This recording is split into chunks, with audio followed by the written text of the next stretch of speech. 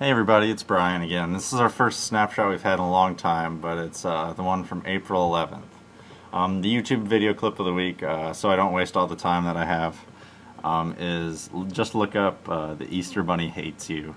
It's pretty funny. We watched it. This week we're kind of talking about something that, this whole month we're talking about stuff that's normally kind of confusing, that you're reading the Bible and you're like, what the heck does that mean? And this week we're going to take a look at two verses where Jesus is talking about keys. In Matthew, Jesus is talking to Peter, and he says, "And I tell you that you are Peter, and on this rock I will build my church, and the gates of Hades will not overcome it." Here, Hades, people back then had a different understanding than we do. We think about heaven and hell. Back then they only thought of one place after you died. You only went to one place. It was called Sheol in Jewish idea, and Hades in Greek thought. And the whole idea was that on one side there were the people who didn't follow God, and then there was like a big canyon, and on the other side there were the people who loved God and followed Him and tried to do His will. He said, Jesus says, "I will give you the keys to the kingdom of heaven. Whatever you bind on earth will be bound in heaven. Whatever you loose on earth will be loosed in heaven."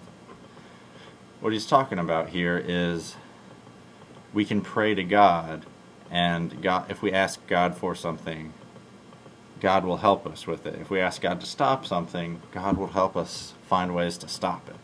He won't always miraculously do it the way we want, but God will give us an avenue to do the things we pray for, if they're good, and they're for His will, and they're not just selfish. And in Revelations, John wrote this book, and he was one of Jesus' disciples. He wrote the Gospel of John, the story of Jesus that John wrote. And John had this dream, and he wrote it down in Revelations, where he went up to heaven. And this is John talking. "When I saw him, Jesus, I fell at his feet as though dead. Then he placed his right hand on me and said, 'Do not be afraid. I am the first and the last. I am the living one. I was dead, and behold, I am alive forever and ever, and I hold the keys to death and Hades.'" Huh? What's going on there?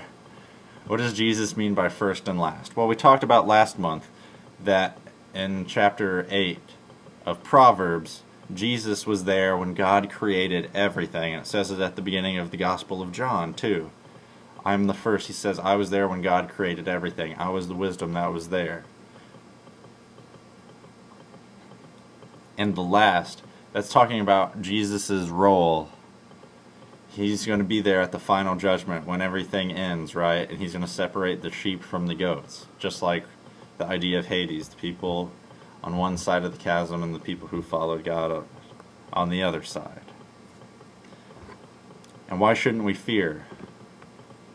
Because Jesus is the living one. "I was dead, and behold, I am alive forever and ever." Jesus conquered death, and He holds the keys of death and hell. What do you mean by keys? Well, we talked on the Sunday morning about Satan, and how Satan actually has power here on this earth. God created the devil. The devil wasn't always bad, but the devil rebelled against God.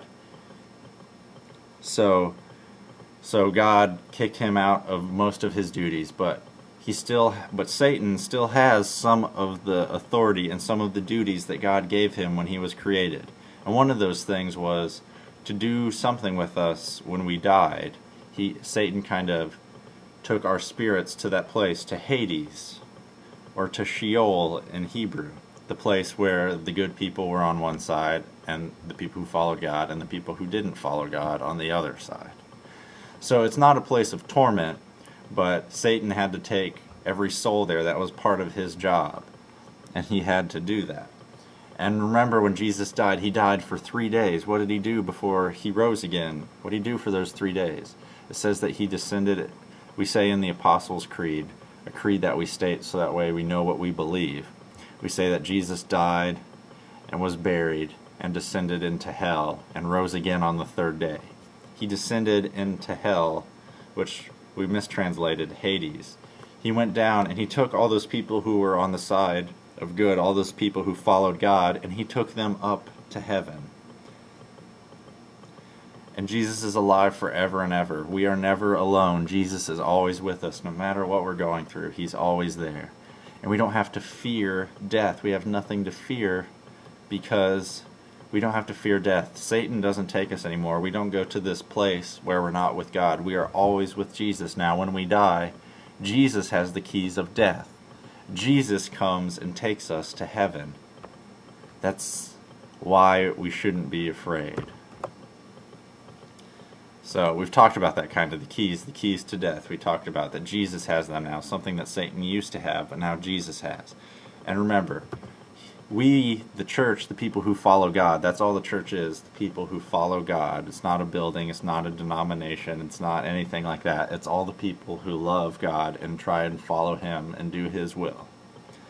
We have the keys of the kingdom of heaven, which means we can enter into heaven and we can talk to God. That's all that means. So I hope that clears up some of the fuzzy areas. That's what we're doing this month. We're looking at some of the stuff that's a little confusing. So I hope you understand that more. And don't forget, this Tuesday night, the 13th, it's from 6:30 to 7:30 down in the youth room. We have our Relentless Bible Study. It's a time where we share with each other what's going on and we take a closer look. We'll take a closer look at some stuff like this, some stuff that we need to dig a little deeper into to understand. So please join us for that. And don't forget, on Sunday, April 25th, we have this Nothing But Nets thing. Check it out on the website. It has all the information. It costs $10 to play. Come see me. I have some forms, so that way you can try and raise some money, so you don't have to maybe pay all the $10 yourself, or you can raise more than $10. But bring a friend. You don't have to be good at shooting basketballs. We're doing it to save people's lives.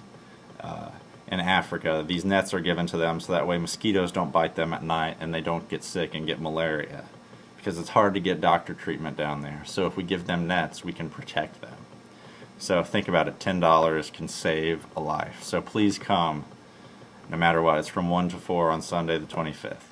And don't forget to help out the Monroe bands, us as a youth group, and please invite any friends you want to. We're going to go to Monster Mini Golf. It costs $6. We're going to leave on Wednesday, April 21st. We're going to leave the church at 5, so be there, because we're going to leave at 5, so be there before. We're going to get back around 8. It costs $6. Half of the money goes to the Monroe bands, and we're just going to have some fun. So that's all there is to it. Thank you guys, and God bless you. I hope you have a good week.